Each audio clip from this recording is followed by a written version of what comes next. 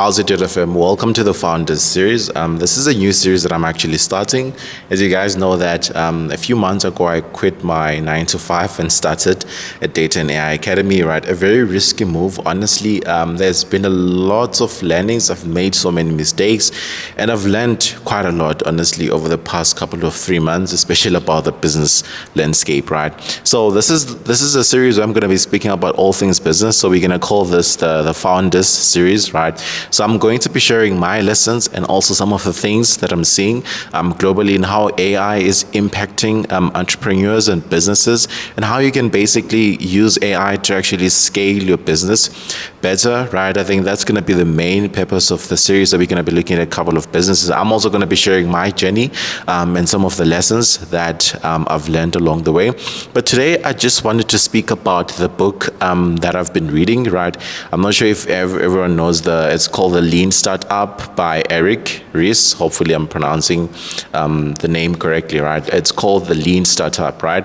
So obviously, starting a business without a lot of funding, you really need to be creative about how you do it, right? Obviously, I don't come from a privileged background per se, where I've got unlimited access to funding.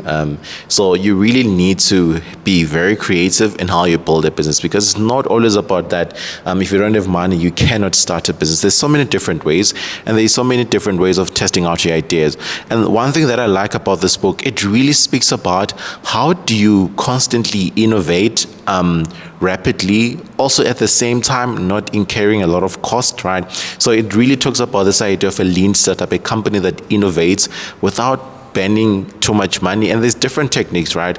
It talks about things of publishing, or sort of like releasing your product before it becomes perfect, and then learning from the market.